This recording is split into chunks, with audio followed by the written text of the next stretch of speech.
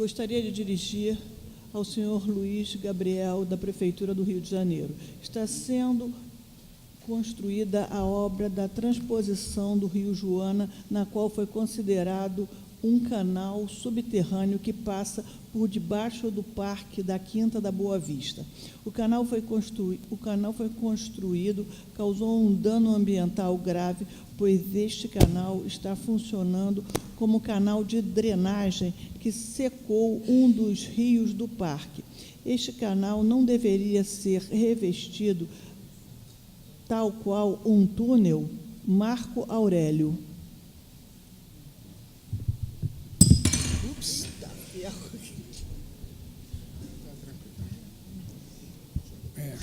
Está tranquilo? Está tranquilo.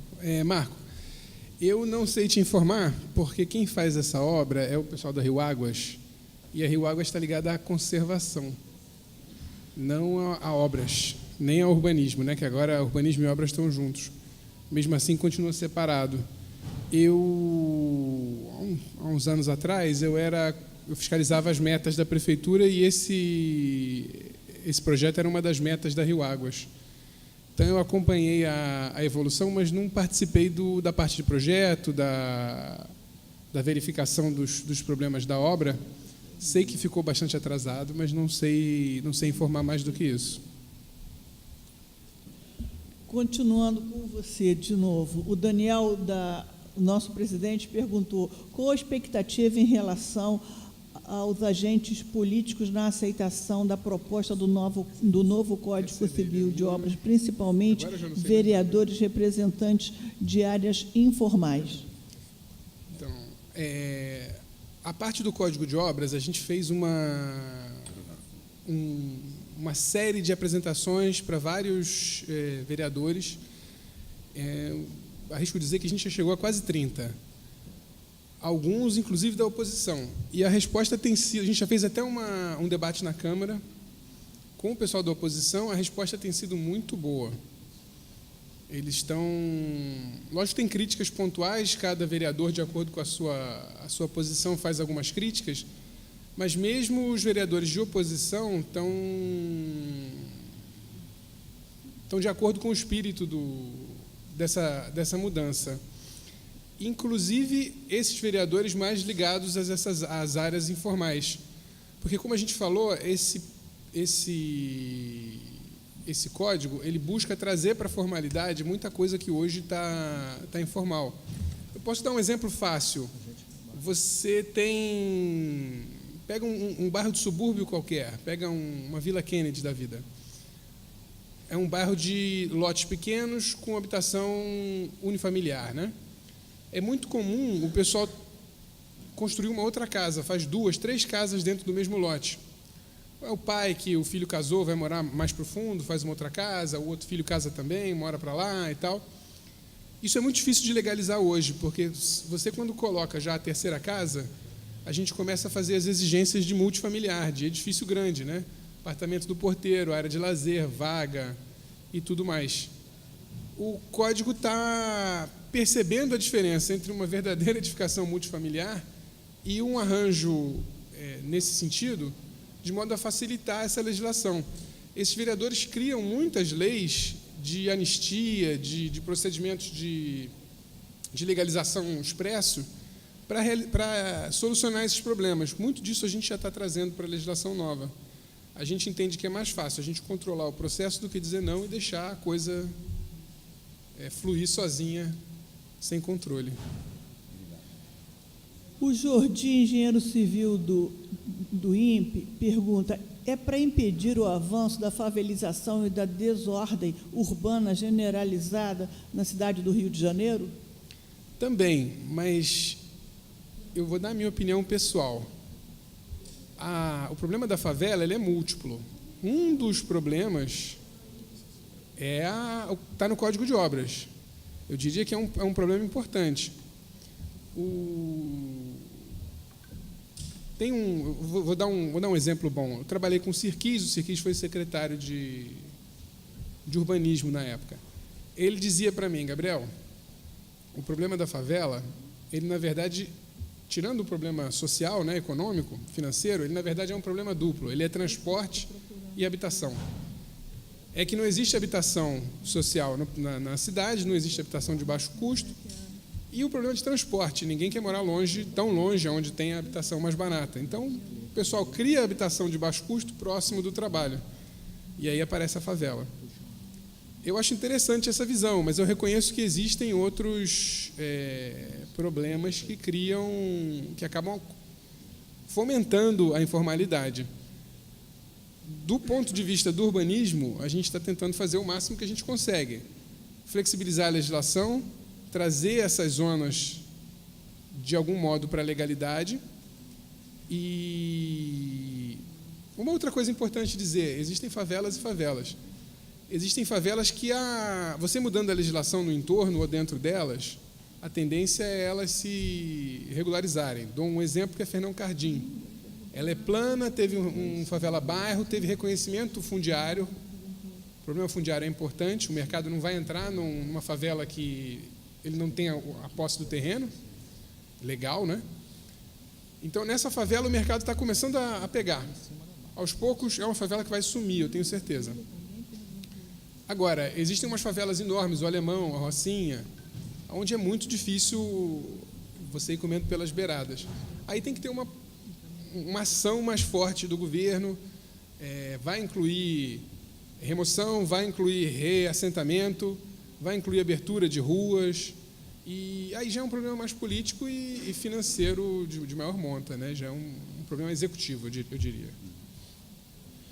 Bom, para o Renato Giro, pergunta do Alexandre Souza. Em alguma situação, o uso do EPI por sua equipe atrapalhou a execução e qual foi a solução? Olha só, em vários momentos, tá? Ela atrapalha.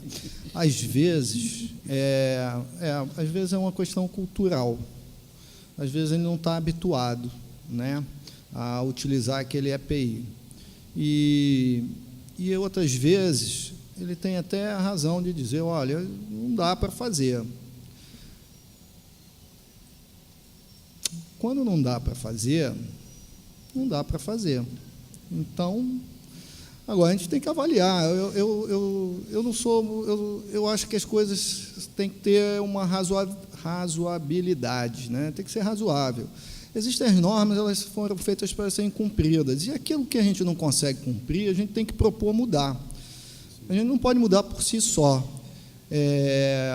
Então, quando não dá mesmo, e o funcionário tem razão de falar, né, de argumentar, não usa. A gente fica atento e aumenta a questão aumenta o risco e a gente se estrutura para isso, né, para minimizar caso ocorra alguma coisa. Tá?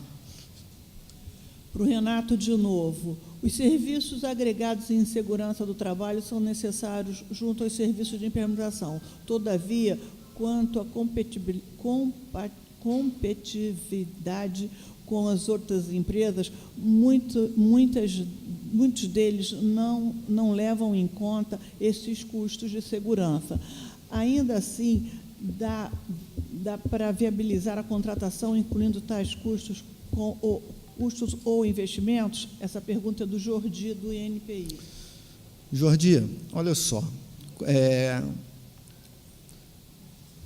eu acredito nisso aqui, por exemplo, quando a gente reúne um grupo de pessoas, de técnicos, e a gente fala sobre técnica.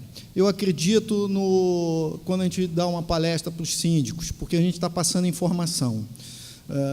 Quanto mais informação, melhor vai ficar, mais técnico o mercado fica. Atualmente, não foram esses 7 mil que vai me fazer ganhar ou perder o serviço. Sinceramente, não vai ser. Porque dentro da tua margem, do teu dia a dia, às vezes até você gasta mais com outras coisas.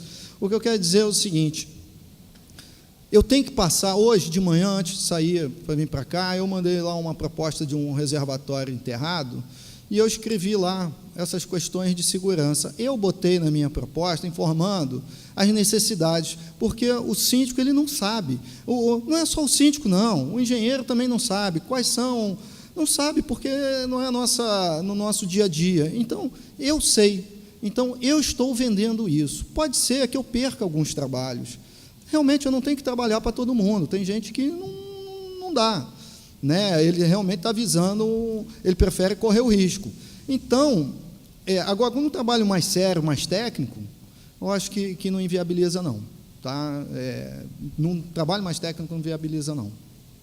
Eu vou fazer mais uma pergunta para o Renato e mais uma pergunta para o Gabriel. E depois as outras perguntas todas que foram encaminhadas, serão encaminhadas para eles e eles vão responder para vocês, senão a gente vai ficar com o tempo muito apertado. Tá? Renato, pergunta aqui.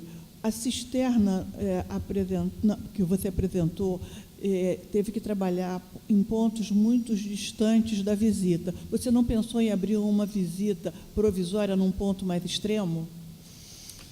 Normalmente a gente passa por isso, tá? Essa que eu falei hoje, por exemplo, são 3 células também debaixo de uma garagem em Copacabana. A ideia é essa mesma, abrir as visitas por cima. Neste caso, nós começamos o trabalho antes da ideia, fechamos esse contrato antes da ideia de fazer o estudo de caso.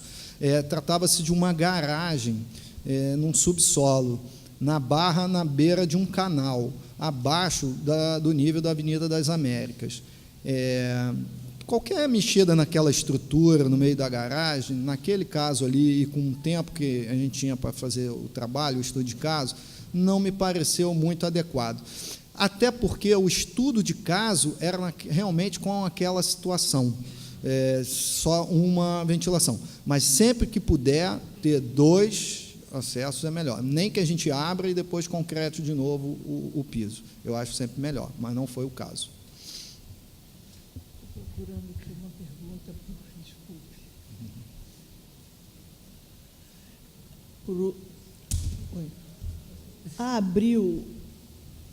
A BNT 15.575, norma de desempenho, é clara que não deve se aplicar para projetos que foram dados entradas antes de julho de 2013. Como a lei é complicada na cidade do Rio de Janeiro, acredito que existem até agora projetos que foram dados entradas na prefeitura e até o momento não foram construídos. Essas obras estão fora da norma de desempenho das edificações habitacionais, algo a fazer para atentar à obrigatoriedade de abril da BNT de 15.575? José Miguel perguntou. José, desculpe, as perguntas são muito grandes, gente, perguntas pequenas. É interessante essa pergunta, mas quando você consegue a licença de construção, você não pode renovar ela indefinidamente, você tem um prazo. A sua licença vai ser por até 2 anos, você renova depois por mais alguns anos, mas você não vai conseguir passar de 5. E se a legislação mudar enquanto você estiver renovando, você tem que obedecer à legislação nova. Então, dou um exemplo, você pode fazer 8 andares hoje numa região, você consegue uma licença para 8 andares, não constrói. A licença está válida, mas daqui a 2 anos muda a lei e você só pode fazer 4, você perdeu essa licença, nunca mais você vai poder fazer os 8. Não existe direito de protocolo, tá? É uma jurisprudência do STF, o pessoal do mercado reclama muito, mas a gente não pode fazer nada. A lei muda, você tem que mudar, a menos que você já tenha construído a primeira laje, que é a laje da fundação. Se você construiu a fundação, você tem direito a concluir naquela licença anterior, senão, pode recomeçar. Bom, eu vou agradecer ao Renato e ao Gabriel. Thaís, o Calfon vai dar uma palavrinha antes. Tá ótimo. Só complementando a parte urbanística, é importante falar para vocês que grandes legados que foram deixados pelo prefeito anterior são os corredores de mobilidade urbana, Transolímpica, Transoeste, Transcarioca, Transbrasil, que já estão prontas e, logicamente, funcionando com transporte de qualidade. E esses corredores de mobilidade urbana têm uma área muito grande de terrenos, e a legislação atual não permite que se construa além de pequenas casas. E a prefeitura, através da lei do uso e ocupação do solo, está modificando isso. e, logicamente, com a criação de área de especial interesse urbanístico. Então, ao longo dos corredores de mobilidade urbana, vão ser permitidos a construção de bairros de uso misto, que seriam shoppings populares, a parte de escritórios, serviços de educação, segurança, moradias do tipo Minha Casa Minha Vida para todas as faixas. Então, isso é muito importante. Quer dizer, esse legado dos corredores de mobilidade urbana realmente vão fazer com que o Rio de Janeiro possa ter uma quantidade muito grande de bairros de uso misto, as pessoas podem trabalhar e morar perto. E isso daí está de acordo com a Lei de Uso e Ocupação de Solo, que está sendo concluída, e também de alguns projetos que estão lá na Câmara dos Vereadores. Eu queria apenas colocar isso para vocês, porque isso daí tem muito a ver com o que aconteceu em Curitiba, através do arquiteto Jaime Lerner lá, e aqui no Rio de Janeiro, realmente isso aí vai dar uma quantidade muito grande desses bairros de uso misto e as famílias vão poder morar e trabalhar perto. Bom, obrigado, Roberto, obrigado, Gabriel, obrigado, Renato. Eu agora vou convidar vocês para tomar um cafezinho ali fora e visitar o nosso showroom lá com os estandes e material e catálogos. E daqui a 20 minutos a gente volta.